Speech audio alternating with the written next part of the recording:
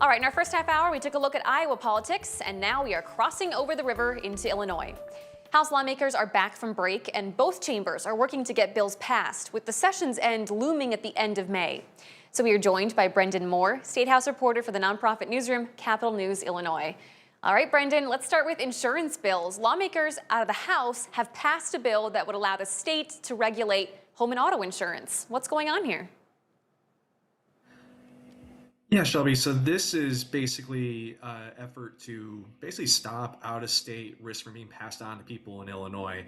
So last year, if you remember, State Farm increased their rates by about 27%. And Governor Pritzker and state legislators were like, "Whoa, hold on there a second.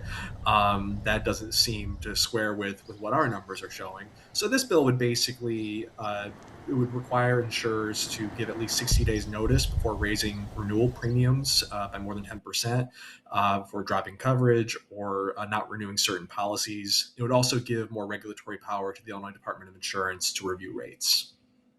Okay, so we know this is passed out of the House. It's now moving over to the Senate. Does this have bipartisan support? It is more of a Democratic-led effort.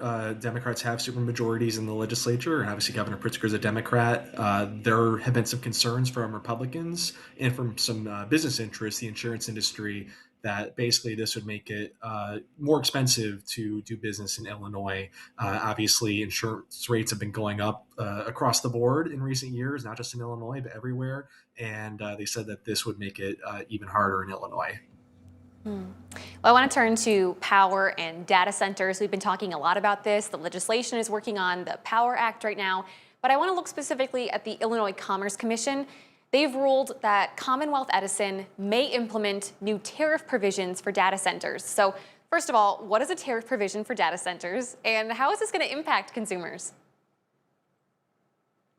Yes, I guess the best way I could explain it is that it's basically an upfront cost that these companies that want to do these large load projects would have to pay if they want to pull energy from the grid. So this would be, I believe, $1 million at the start, and then additional cost for each 100 megawatts. So basically, it would be trying to recoup some more money from these larger energy sucking projects that and try to at least limit the blow a little bit to residential ratepayers and small businesses. Well, this is specifically for Commonwealth Edison. Could this be implemented for different energy companies? Yes, I mean it could be. Obviously, Illinois is split into a couple of different grids, if you will. So there's the MISO region downstate, and then Commonwealth Edison up in northern Illinois. A lot of the demand right now for these data centers, which are really driving the demand for energy, are up in the Chicago region.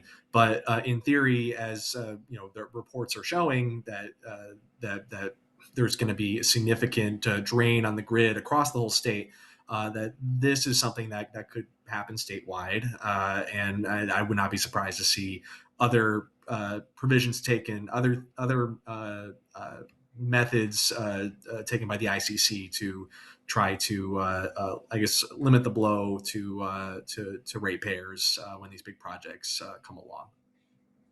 We just spoke a few minutes ago about serial numbers on ammunition in Illinois, and that makes me think of the state's assault weapons ban. There's a new argument again trying to get this ban declared unconstitutional. So, what's the latest argument? Yeah, so this one has to do with large capacity magazines. That was included in the larger assault weapons ban.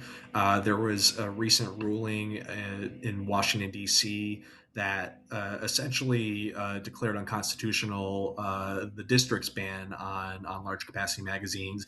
And lawyers are now trying to get that applied to Illinois. Obviously, the Attorney General of Illinois has argued that it should not be applied to Illinois. That they are two separate jurisdictions, and that it's just one ruling. There are other rulings that have found bans on large capacity magazines to be constitutional. So it's just another battle in something that is probably going to end up at the Supreme Court in all likelihood. Hmm. Well, then I want to turn really quickly before I let you go to elections. It's been about a week since primary election night in Illinois. We heard from a lot of analysts last Tuesday who said that Governor Pritzker was the big winner of the night despite not even running. Is that what you're hearing too?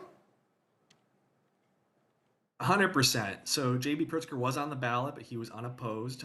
He's heavily favored to win in November, but there were two races really where you saw his influence on Tuesday night, which was the Senate race. Lieutenant Governor Juliana Stratton won the primary. The governor backed her with his endorsement, but also with significant financial resources.